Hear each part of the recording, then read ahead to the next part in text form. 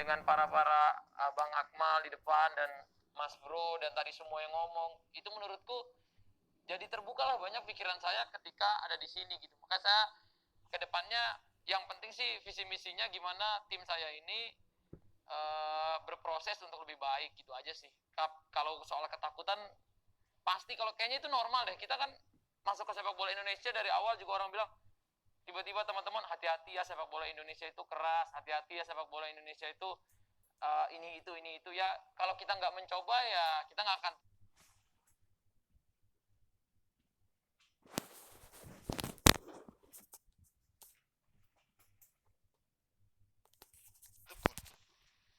Itu aja. Oke, jadi kinerja wasit yang kemudian ini menjadi concern utama sekarang. Oke, apakah saya masih terhubung dengan Ketua Komite Wasit Pak Ahmad Riyad untuk memberikan komentar terakhir? Masih terhubung Pak Ahmad Riyad?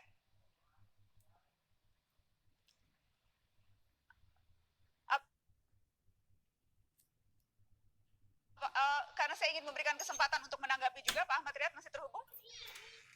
Baik, sayang sekali sudah tidak terhubung. Baik, sayang sekali sudah tidak terhubung di Mata Najwa. Baik, bagaimana Mas Akmal, singkat saja closing statement dari Anda? Ya, harapan kita semua, saya pikir saya mewakili teman-teman juga, sebenarnya simpel. Harapan masyarakat sepak bola Indonesia adalah bagaimana kemudian sepak bola ini menjadi industri yang berprestasi. Salah satu caranya adalah bagaimana menjaga kompetisi ini menjadi kompetisi yang sehat, karena timnas yang kuat akan lahir dari kompetisi yang sehat. Itu yang pertama. Nah, yang kedua, ada beberapa contoh di negara-negara lain di mana mereka bisa kuat tim nasionalnya karena kuat federasinya di sini dalam hal penanganan kasus pengaturan skor misalnya. Baik. Di Australia gitu kan ada contoh yang saya katakan, polisinya bikin namanya sport integrity center di sana untuk pengaduan. Kemudian di Spanyol La Liga punya intelijen Ohio Coast. Jadi ada banyak negara-negara yang bisa jadi contoh. Itu polisi yang bikin atau negara yang bikin. Di Austria itu ada namanya Fair Play Code. Itu Kemenpora Australia yang bikin itu semua. Nah, sekarang apa yang menjadi harapan kita? Simpelnya saya ingin mengatakan ya, ihdinas siratal mustaqim, tunjukkan sepak bola kita ke jalan yang benar. Tunjukkan sepak bola kita ke jalan yang benar. Saya minta, ternyata masih bisa terhubung dengan Komite Wasit dari PSSI, Pak Ahmad Riyad. Silakan komentar Anda, Pak Ahmad Riyad, penutup. Iya, sebagai penutup, kita minta bantuan Bu Najwa, bahwa yang boleh dilindungi oleh Bu Najwa itu adalah saksi. Saksi dan korban, bukan tersangka atau orang yang berbuat kejahatan yang dilindungi. Baik. Ini saya melihat kan dia berbuat, ya jangan dilindungi dong, serahkan pada kita nama-namanya. Kita akan proses akar-akarnya semua. Baik, untuk pemberitahuan dan juga kepada Anda, Pak Ahmad Riyad, pers harus menghormati hak narasumber yang tidak mau disebutkan identitasnya, Pak.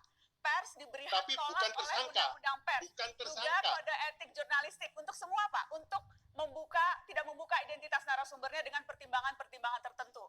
Apakah misalnya seperti ada ancaman bagi narasumber, itu kami dilindungi oleh Undang-Undang Pers dan juga kode etik atas perintah pengadilan. Tidak tidur. Atas perintah pengadilan, baru hak tolak. Kalau ada ancaman, lapor polisi. Atas perintah pengadilan. Kalau ada ancaman, lapor polisi. Jadi kami dilindungi oleh Undang-Undang Pers dan juga oleh kode etik untuk itu.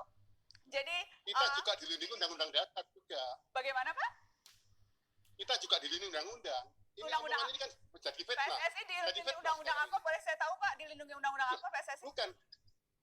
Saudara ngomong bahwa ada orang berbuat disuap dan lain sebagainya, tapi nggak memberitahu kepada kita. Itu sama dengan fitnah isinya. Siapa? Kalau dia saksi, kalau dia korban, dilindungi. Tapi dia pelaku. Dia itu pelaku, apa yang dilindungi? Kami melindungi hak narasumber kami, Pak. Bukan dalam konteks dia tersangka, dia saksi, karena itu konteksnya konteks hukum yang berbeda. Tapi kalau di Undang-Undang Pers yang dilindungi sebagai narasumber. Kalau begitu saya bertanya, Pak Ahmad Riyad, apa yang sudah dilakukan? Apakah akan melapor ke polisi dengan berbagai kasus-kasus yang ini? Yang terakhir kemarin, Pak, yang baru di Komdis, akan lapor ke polisi tidak?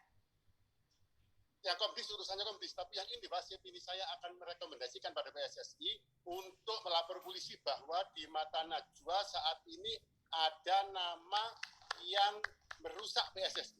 Saya ingin klarifikasi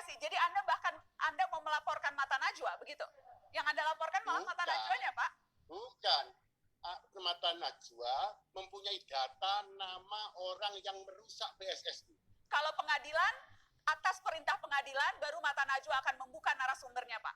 Jadi silahkan Anda ke pengadilan, meminta kepada pengadilan, karena kalau tidak, kami tidak akan membuka, kami melindungi hak narasumber kami. Terima kasih sudah hadir di Mata Najwa malam hari ini. Ya, kami akan tunggu tindakan PSSI, karena sekali lagi PSSI bisa apa.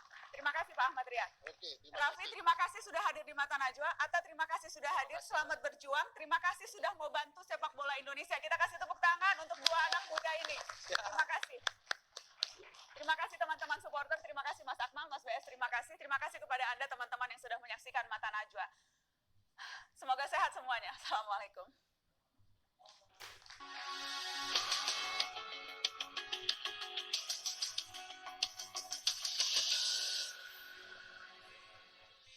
Sepak bola tidak akan pernah benar-benar mati. Permainan yang terus dimainkan tiap hari tanpa henti. Pintu industri sepak bola bahkan telah dibuka sangat lebar, tak terbilang uang-uang baru yang telah banyak beredar. Vakum sedemikian lama tak membuat sponsor menghilang. Kompetisi bisa jalan dengan papan iklan di tiap sudut lapangan. Sayangnya perbaikan tata kelola masih saja berantakan. Nada-nada sumbang dari lapangan terus saja bermunculan. Pemenjaraan para petinggi PSSI beberapa tahun lalu tak membuat sepak bola Indonesia semakin bermutu. Momentum demi momentum berkali-kali terus dilewatkan, entah kepentingan apa dan siapa yang hendak dipertahankan. Sepak bola Indonesia tidak akan pernah kemana-mana jika isu pengaturan skor tak pernah tuntas digilas hingga akar-akarnya.